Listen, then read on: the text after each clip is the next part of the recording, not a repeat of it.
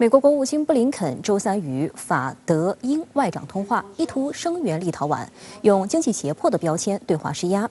中国外交部发言人周四表示，立陶宛政府和有关政客应多倾听国内理性声音，不再充当马前卒，为个别大国火中取栗。国务委员兼外交部长王毅也在接受央媒专访并回答涉台有关提问时表示，美国违背中美建交时作出的承诺，纵容鼓励台独势力，不仅将把台湾带入危险境地，也将使美国面临不可承受的代价。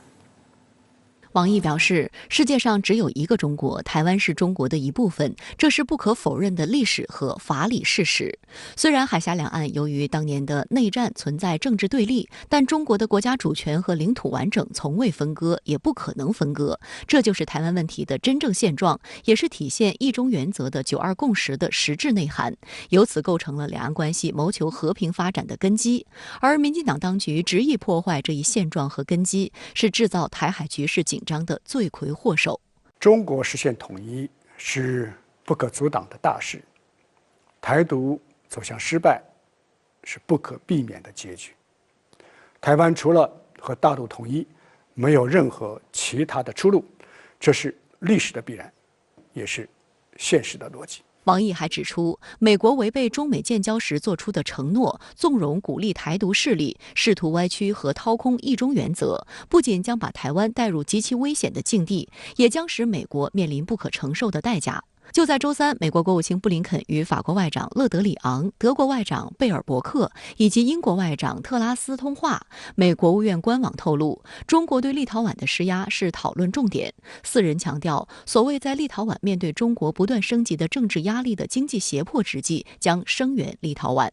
上个月，立陶宛不顾中方强烈反对和多次劝阻，执意让台当局所谓驻立陶宛台湾代表处挂牌运作，公然在国际上制造一中一台。随后，中国将与立陶宛外交关系降为代办级。深圳卫视注意到，立陶宛由于自身对华挑衅，导致经济上遭到中方的合理合法反制，美方却不断跳出来给予立陶宛各种声援。除了此次布林肯与法德英3国外长通话外，上周二，美国务卿布林肯还在与立陶宛总理西莫尼特通话时重申，美国将与理念相近的伙伴共同对抗中国在外交经济上的施压。主要想拿到一种就是全体，尤其是他自己的盟国体系能够一起声讨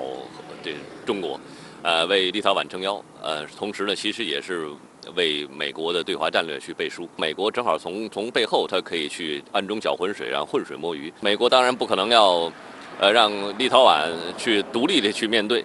他肯定是要为立陶宛做一些所谓的这种鼓劲儿啊，或者说是声援的动作，尤其是要求欧洲盟国，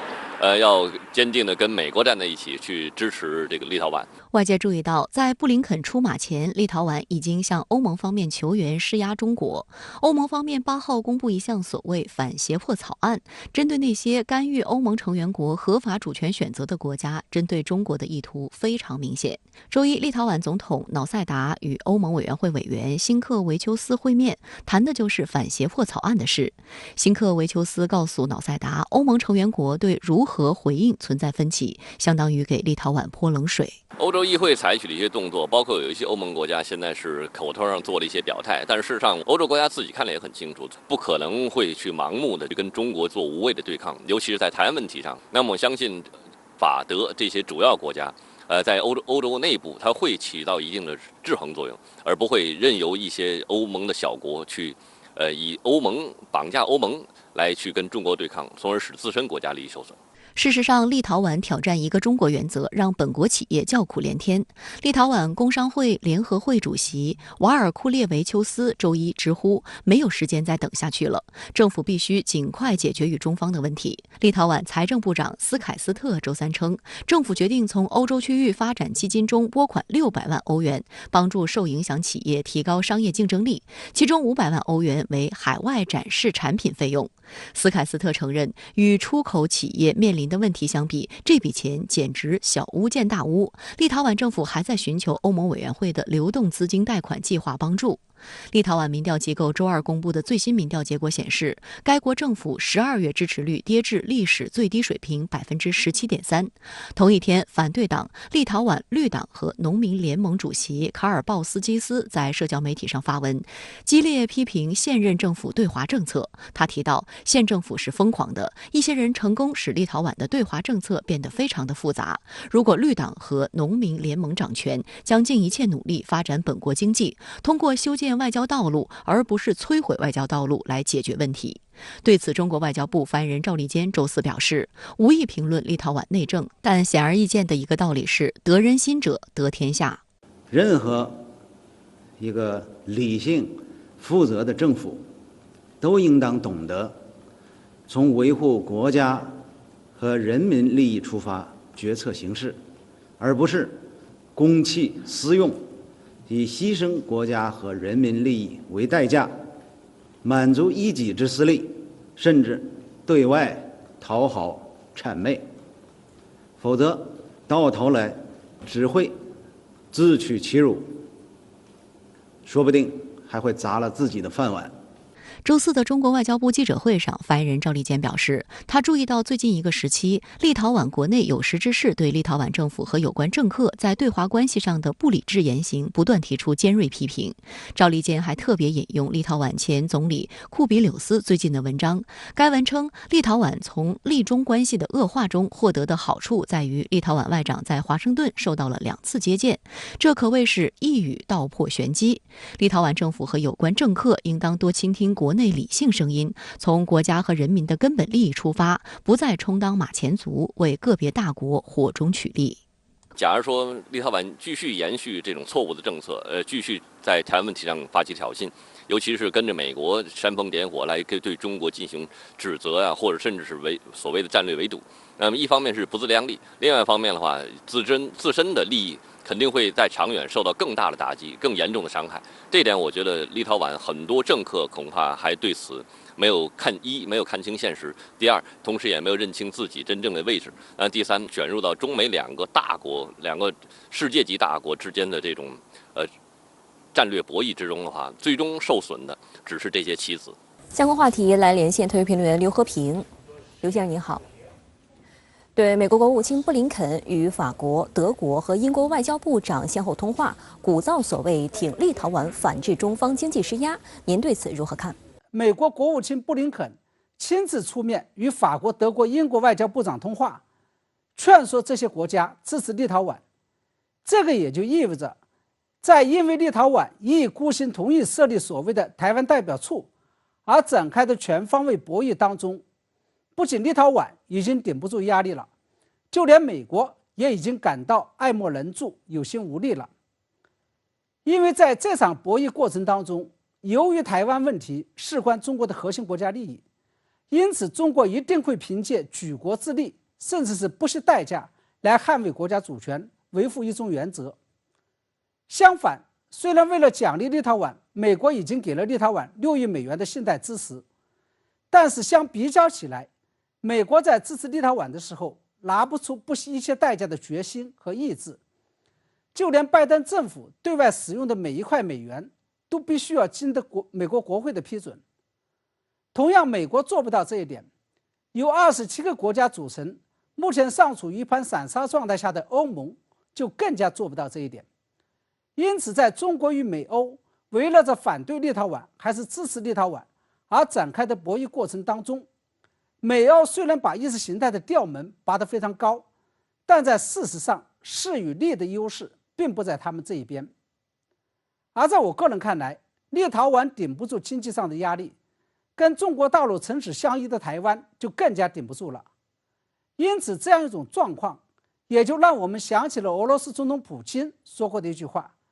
即以中国当前的实力，他们用不着使用武力，光是凭借经济手段就可以解决台湾问题。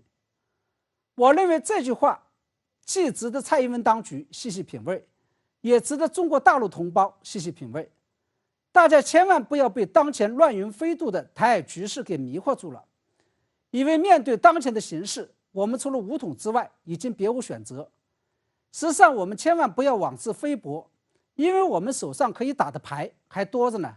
我们看到，最近不但立陶宛政府民意支持率已经跌到历史最低水平，而且立反对党也在社交媒体发文，猛烈批评现任政府对华政策。那么对此您又如何分析呢？我认为立陶宛政府的民意支持率降到了历史最低水平，这件事情不一定跟立陶宛政府一意孤行同意设立所谓的台湾代表处有直接的关联，但是立陶宛国内开始出现激烈的批评该国政府的台湾政策的声音，实际上也就在处理当前的台海局势上，给了我们一个非常有益的启示。因为西方的体系与体制并不是铁板一块的，他们内在也有着不可调和的矛盾。我们完全可以利用西方体系与体制的内在矛盾，来在台湾问题上反制一些西方国家。这些西方国家体系与体制的内在矛盾至少包括了这么几个层面。一个是，虽然美国与欧盟看上去似乎是盟友关系，但是他们之间也会存在着国家利益上的冲突，这是我们可以利用的。二是，欧盟内部不仅并不是铁板一块，在对华关系上，欧盟中的大国与小国也是存在着利益上的冲突与矛盾的，尤其是欧盟内部决策的时候采取的是共识制，这也就意味着我们有时候可以利用欧盟内的大国来牵制一意孤行的小国，有时候也可以利用小国来牵制大国。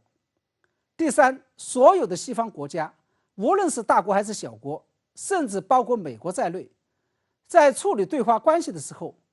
都面临着政治与经济上的矛盾与问题，也就是执念于意识形态与追求现实经济利益之间的矛盾。这就为中方利用经济牌来反制这些国家的意识形态牌提供了机会。第四，这些国家普遍都面临着行政权与立法权、